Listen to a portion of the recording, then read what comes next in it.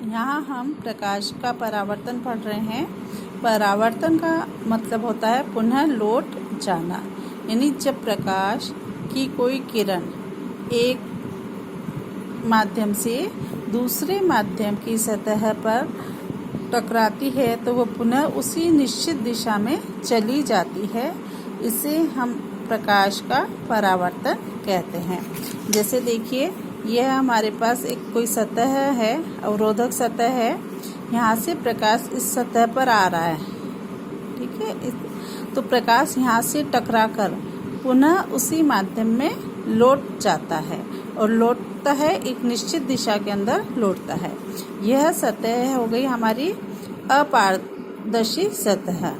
अपारदर्शी सतह, यहाँ से प्रकाश टकराएगा। सपोज करो हम प्रकाश इसमें पढ़ रहे हैं, प्रकाश सरल रेखा में गति करता है, तो इस तरह से प्रकाश यहाँ पर टकराएगा और टकराकर पुनः प्रकाश इस तरह से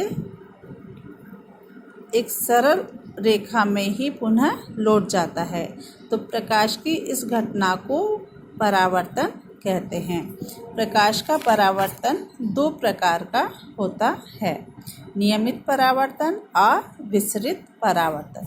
नियमित परावर्तन में तो क्या होता है, जब भी अवरोधक सतह से प्रकाश की किरणें टकराती है तो लौटते समय यदि वह भी नियमित ही रहती है, इस तरह से एक सीधी रेखा में ही जाती हैं सारी, तो उसे हम कहते हैं नियमित परावर्तन। नियमित परावर्तन। और यदि प्रकाश की किरणें इस तरह से सरल रेखा में आपतित होती है तो प्रकाश लौटने पर अलग अलग दिशाओं में चला जाता है, यानी एक साथ समानांतर नहीं रहता है। तो इस प्रकार के परावर्तन को विसरित परावर्तन कहते हैं। तो परावर्तन कितने प्रकार का हो गया? दो, नियमित परावर्तन और विसरित परावर्तन। तो देखिए, नियमित परावर्तन है आपतित प्रकाश पुंज की चिकने पृष्ठ द्वारा उसी माध्यम में एक विशिष्ट दिशा में भेज देने को नियमित परावर्तन कहते हैं। इसके लिए कंडीशन जरूर है, नियमित परावर्तन हमेशा चिकने पृष्ठ पर होता है। यदि हमारा पृष्ठ कैसा है, अपारदर्शी जो पृष्ठ है वो कैसा है, चिकना होगा, तो नियमित परावर्तन होता है। इसी प्रकार विसरित परावर्तन के लिए ये है कि वो पृष्ठ हमारा खुरदरा होना चाहिए। पृष्ठ कैसा होता है? ये खुरदरा होता है, चिकना नहीं होता है, खुरदरा। तो खुरदरे पृष्ठ द्वारा प्रकाश की सभी दिशाओं में बिखरने के प्रभाव को विसरित परावर्तन कहते हैं। यानी प्रकाश जो आता है वो तो एक सीधी रेखा यानी सरल रेखा के रूप में आता है, लेकिन जब जाता है तो अलग अलग दिशाओं में चला जाता है। तो ऐसा परावर्तन विसरित परावर्तन कहलाता है। जैसे कांच के पीछे वाले भाग पर चांदी या एल्यूमिनियम की परत लगाकर परावर्तक पृष्ठ के रूप में उपयोग किया जाता है। ये तो परावर्तक पृष्ठ के लिए बताया कि हम परावर्तक पृष्ठ कैसे तैयार करते हैं। तो नियमित परावर्तन और विसरित परावर्तन। नियमित परावर्तन के लिए हमारे लिए क्या है, चिकना पृष्ठ होना चाहिए, और विसरित परावर्तन के लिए हमें हमारा खुरदरा पृष्ठ होना चाहिए। तो इस प्रकार देखिए, कुछ और विशेष बातें हैं कि जब सूर्य का प्रकाश वायुमंडल की गैसों के अणुओं में प्रकीर्णित होता है तो नीले रंग की तरंगें सर्वाधिक विसरित होती है, अतः हमें आकाश नीला दिखाई देता है। तो आकाश का नीले रंग का दिखाई देने का कारण यही है कि नीले रंग की तरंगें विसरित होती है। वायुमंडल के बाहर यदि हम आकाश देखें तो हमें आकाश काला दिखाई देगा, यानी अंतरिक्ष से यदि हम आकाश को देखें तो वह आकाश काला दिखाई देगा। क्यों? क्योंकि प्रकाश जो होता है, वायुमंडल जो होता है, वो संपूर्ण प्रकाश को प्रकीर्णित नहीं होने देता है, वह अवशोषित कर लेता है, इसलिए वह हमें काला दिखाई देता है। अब हम पढ़ेंगे प्रकाश के परावर्तन के नियम। तो प्रकाश के परावर्तन के मुख्य दो नियम होते हैं।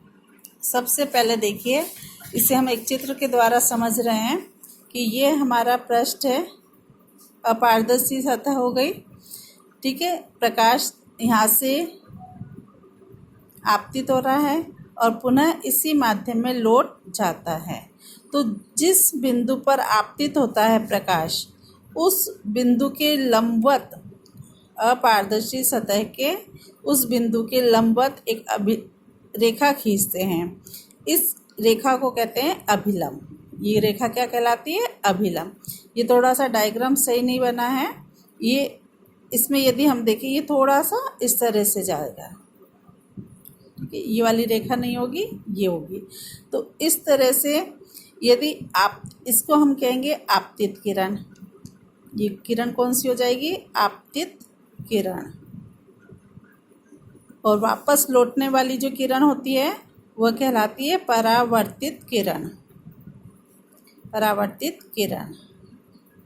और ये जो हमने जिस बिंदु से पर प्रकाश की किरण आपतित हुई है, तो परावर्तक पृष्ठ के लंबवत हमने एक रेखा खींची है, तो इसको कहते हैं अभिलंब। तो इसमें सबसे पहला नियम ये है कि आपतित किरण, परावर्तित किरण और अभिलंब तीनों एक ही तल में होते हैं। दूसरी बात, अभिलंब और आपतित किरण के मध्य कोण बनता है, इसको हम कहते हैं आपतन कोण। इसी प्रकार अभिलंब और किरण के मध्य कोण बनता है, वो हम कहते हैं परावर्तित कोण। तो इस प्रकार आपतित कोण और परावर्तित कोण का मान बराबर होता है, यानी आई बराबर कोण आर। आपतन कोण कोण आई और परावर्तन कोण आर। तो इस प्रकार परावर्तन के दो नियम हो गए कि आपतित किरण, परावर्तित किरण और अभिलंब तीनों एक ही तल में होते हैं। और आपतन कोण व अभिलंब तथा परावर्तित कोण और अभिलंब दोनों के मध्य कोण बराबर होते हैं, यानी कोण आई और कोण आर। ठीक है। और एक यदि और हम नियम बताते हैं तो ये भी होता है कि परावर्तन के पश्चात प्रकाश की चाल और आवृत्ति समान होती है, यानी जिस चाल और प्रकाश से आ रहा है प्रकाश, उसी आवृत्ति और चाल से प्रकाश वापस जाता है। तो इस तरह से आज हमने प्रकाश के परावर्तन के प्रकार और परावर्तन के नियम पढ़े। नेक्स्ट क्लास में हम परावर्तन के नियम की प्रायोगिक पुष्टि करेंगे।